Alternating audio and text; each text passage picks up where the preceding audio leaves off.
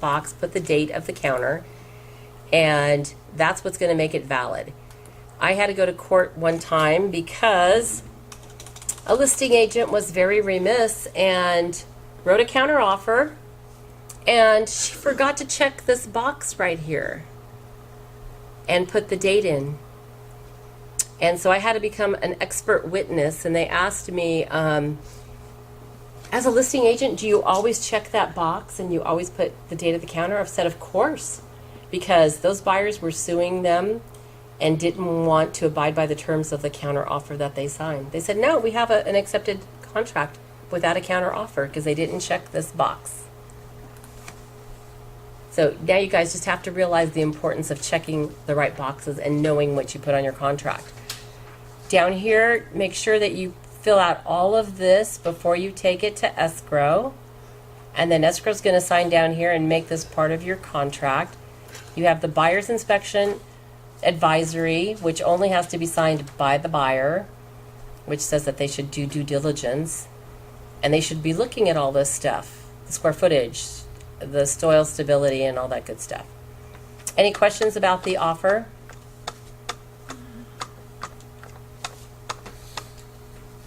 The agencies? So we drew this up. So when you look at an offer,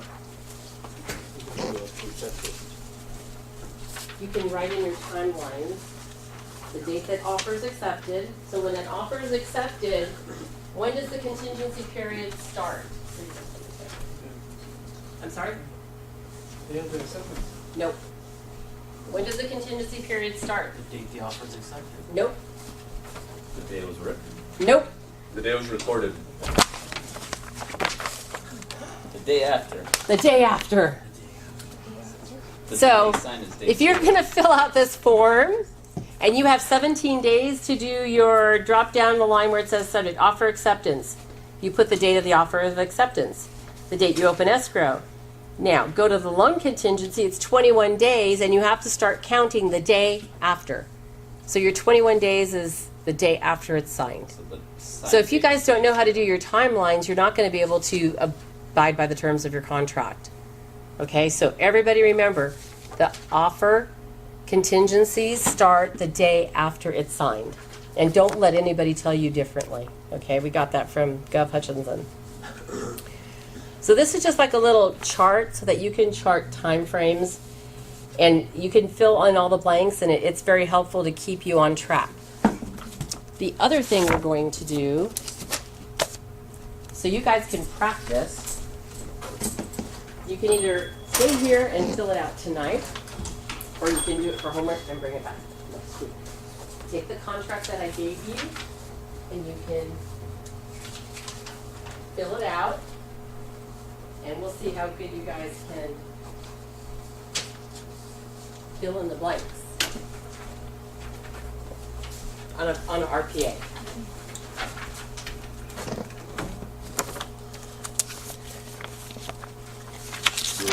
If you guys, we can go home. You can do it and bring it back next week. Unless you guys have any other questions.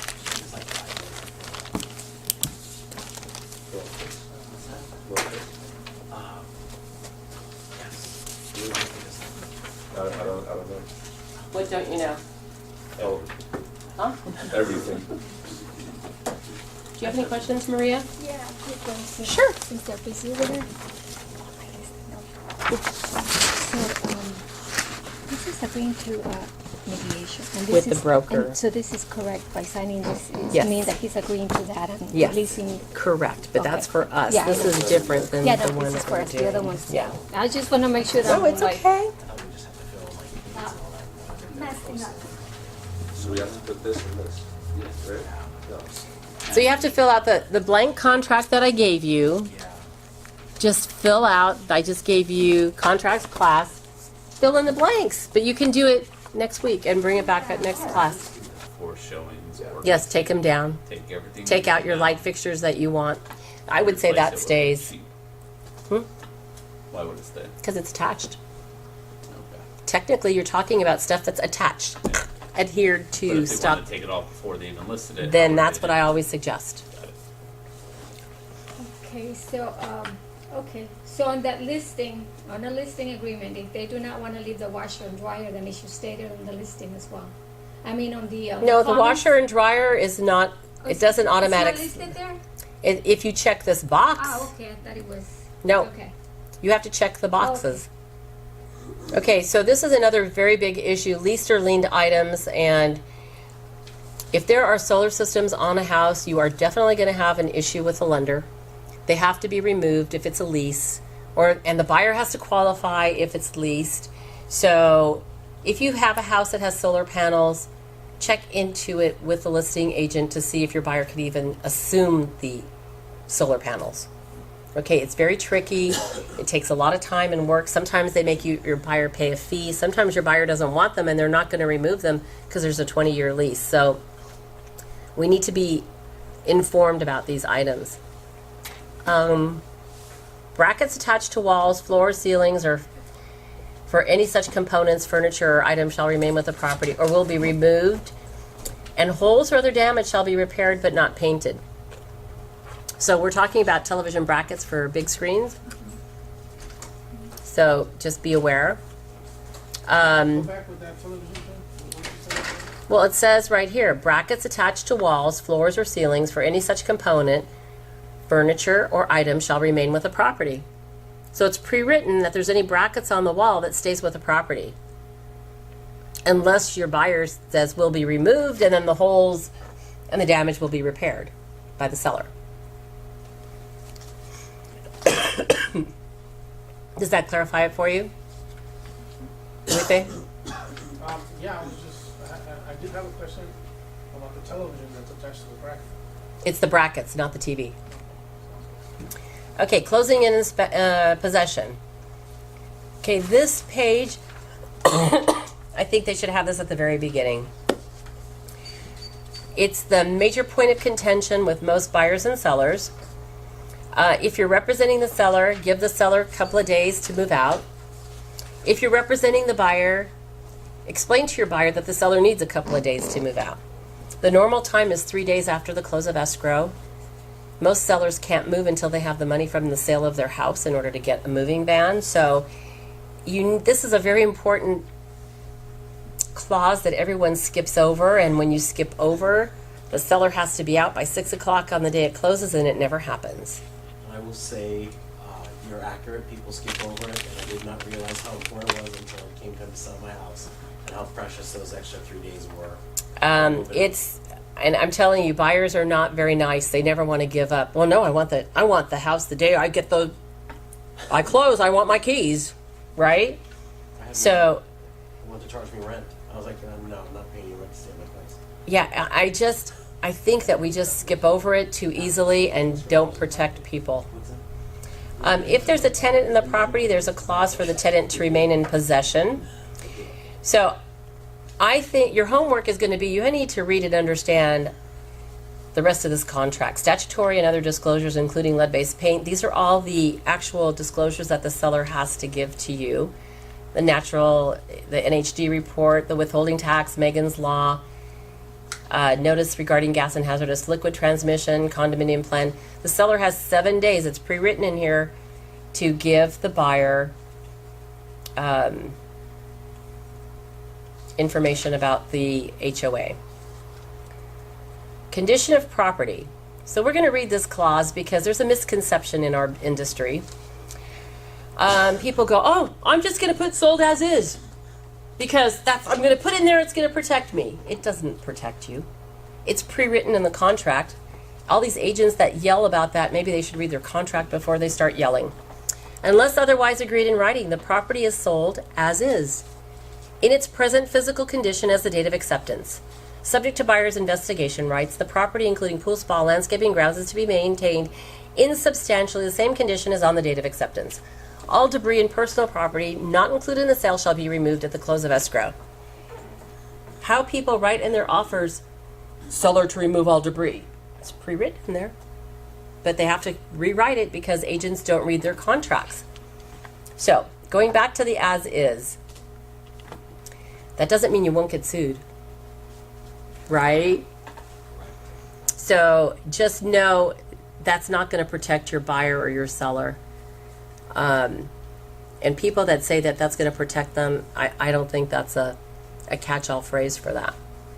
Seller shall, in paragraph 14, disclose all material facts and defects affecting the property. Buyer has the right to conduct investigations of the property, as in paragraph 14. And buyer is strongly advised to conduct investigations of the entire property in order to determine its present conditions. Improvements may not be built according to code in compliance with current law or have had permits issued. Buyer's investigation of property, buyer's acceptance of the condition and any other matter affecting the property is a contingency of this agreement. So now we have two contingencies that we read, loan and appraisal.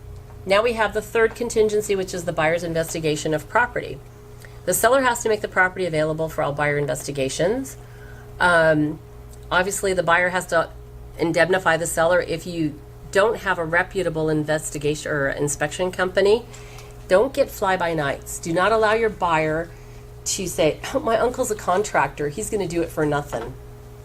He doesn't have insurance. So if he goes in the attic and falls through the ceiling, who's going to pay for the damaged ceiling? Buyer. Exactly, but the seller's going to be mad, and you think your deal's going to go through? No. So get a professional inspection company. Make sure they're bonded and licensed, or they have some sort of Or insurance. you could be like the robber who sued the store for falling through the. Exactly. You have to protect yourself. If you protect yourself and you protect all the parties involved, you're going to be in much better shape. Okay? I had a burglar sue my aunt when he fell through the ceiling. You what? A burglar sued my aunt when he fell Oh, into God. the kitchen and stabbed himself with a knife. Fell through the moonroof, like the skylight. Wow. Yeah. Okay, so title investing. Within the time specified, buyer shall be provided the current preliminary title report, and title is taken in its present condition, subject to all encumbrances. Of course, the property has to be clear of all liens and encumbrances prior to the close of escrow. So we're going to go to the next page, to paragraph 14. So this is your excuse me, third contingency removal. The seller has 7 days after acceptance to deliver to buyer all reports, disclosures, and information. Mazen, how many days does the seller have to give disclosures when you have a listing? You need 5-7 days. Yeah. I'm gonna say 5. But 7. It says right here, seller has 7 days. It's pre-written in the contract. There should never be a question. You can always revert back to the contract, and you're going to see. So if you're the listing agent, you need to get disclosures out in 7 days. That's by the terms of your contract. The buyer has 17 days after acceptance, unless agreed in writing, to complete all buyer investigations, review all disclosures, reports, lease documents to be assumed by buyer, and other applicable information for which the buyer receives from seller, and approve all matters affecting the property. So now you have the 3 contingencies: 17 days for appraisal and for buyer inspection, and 21 days for your loan. So the first 17 days of your transaction are going to be very busy. Then you might be in limbo for a week or two, but you guys need to know if you have a transaction in the first 17 days. Okay? Make sure that you do your inspection. Okay, so go down to C where it says removal of contingencies with offer. Buyer removes the contingencies specified in the attached contingency removal form. If buyer, wait a minute, hold on. Okay, this is if you want to remove contingencies before you even do any of the inspections, which I don't recommend, no. But if you put in an offer which says you're not going to do anything, that's kind of pointless. Like you're telling Maz, you don't want termite, you don't want appraisal, you're just going to go in on it. I didn't know. I'm not saying for him to remove his appraisal contingency or his inspection contingency, just the termite, Okay. right? Well, I know that right now you guys are saying that a lot of people are putting in offers that essentially are contingent on anything. Okay. How do you get your offer accepted? If you're a buyer's agent. You would hope to throw a good. I'll tell you how. You have a dumb agent that writes an offer for $20,000 over the list price, gives you a $100,000 deposit, removes the appraisal contingency, removes the inspection contingency. That's it. Yep. And he doesn't have anything else in there. I was like, that was such a slam dunk deal. I couldn't even counter. I was sure, we'll take that. That's like the dumbest. Why would an agent do that to their buyer? Yeah. Okay, that buyer has no protection. He's got $100,000 tied up in escrow. Really more than that, 143 right now. But needless to say, so this guy did check this box. And I don't think we have contingencies to give the buyer the option to back out of the deal. I'm not saying we want the buyer to back out, okay? What I'm saying is if the house doesn't fit for them, you want them not to be tied up with something that they can't live with. So if they did, your mom and dad tried to buy a house in Whittier and there was a problem with the foundation, they wouldn't have known that until they've done the investigation. They got to back out because they didn't like the property. But now, let's say once you're buying your property and he puts all that money down and he doesn't, and your seller says, no, I'm not going to let him back out. Well, my seller hopes he doesn't back out, but he's going to have inspection on Saturday, but he's already removed the inspection. So let's say the buyer goes in there and goes, holy moly, the foundation's ruined. Oh my God, there's plumbing leaks. I don't know what's underneath the house, neither does the seller. Now he can't back out. Those people tried to hold our deposit. Hmm? Those people tried to hold our deposit saying we'd failed to perform. And there you go. Yeah. Once you put all that money in escrow, you cannot get it out unless both parties sign. No. It's 3% that. And we'll get to that part. Okay. So, seller's right to cancel. If by the time specified in this agreement, buyer does not deliver to seller a removal of the applicable contingency, then the seller, after delivering a notice to perform, may cancel this agreement. So here you go. I thought the buyer was the one that was going to cancel in 17 days, and it's like, oh my God. If the buyer doesn't remove the contingency, the seller's going to cancel on you. It's pre-written here. Seller's right to cancel. Seller, after first delivering a notice to perform, may cancel this agreement in the time specified in this agreement. Buyer does not take the following actions. Deposit funds as required.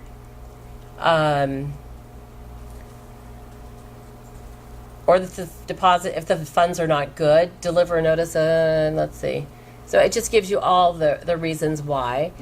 Notice to buyer or seller to perform that NPB or NSP shall be in writing, signed by the buyer or seller. Give the party 2 days prior, at least 2 days after delivery,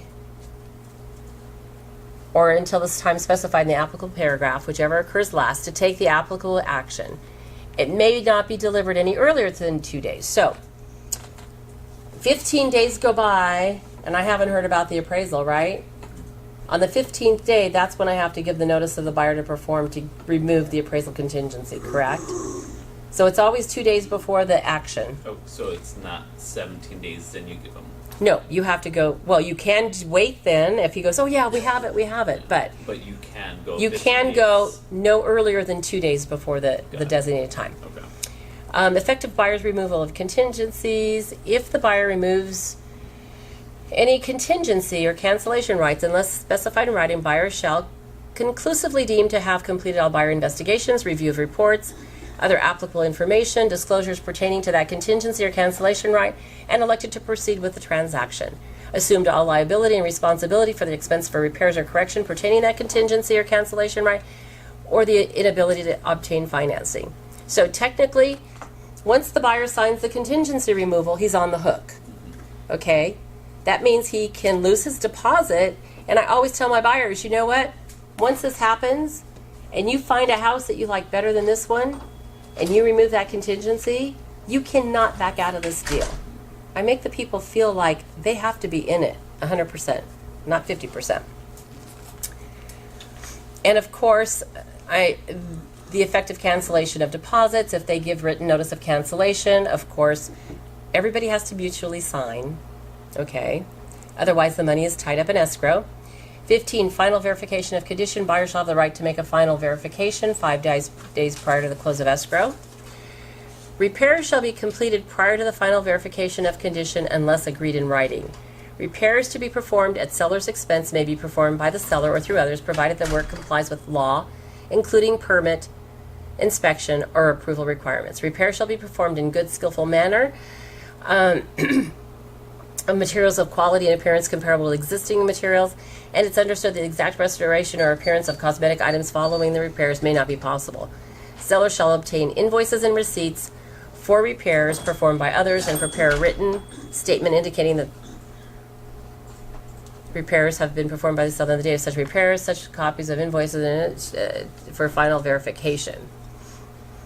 Proration of property taxes and items. Everything is prorated to the close of escrow. Compensation, buyer and seller both agree to compensation to broker as specified in a separate written agreement.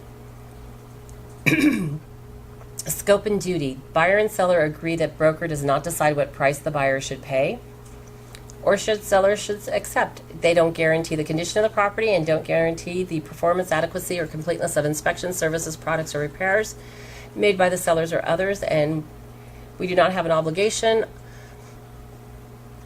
to conduct an inspection of common areas or off-site on the property. We shall not be responsible for identifying defects in areas of the property.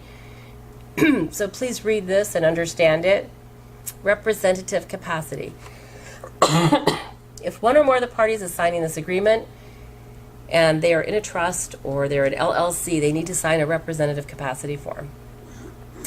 Joint escrow instructions. We are going to use our contract as joint escrow instructions, and page 10 has that. Let's go to number 21, remedies for buyer's breach of contract. This is the liquidated damages clause. So you guys were complaining about $10,000 not being enough. Okay, so the law says I have $100,000 of that buyer's money in escrow. But if there was to be some sort of problem and they did back out, I could only retain 3% of the purchase price as liquidated damages. Does everybody understand that?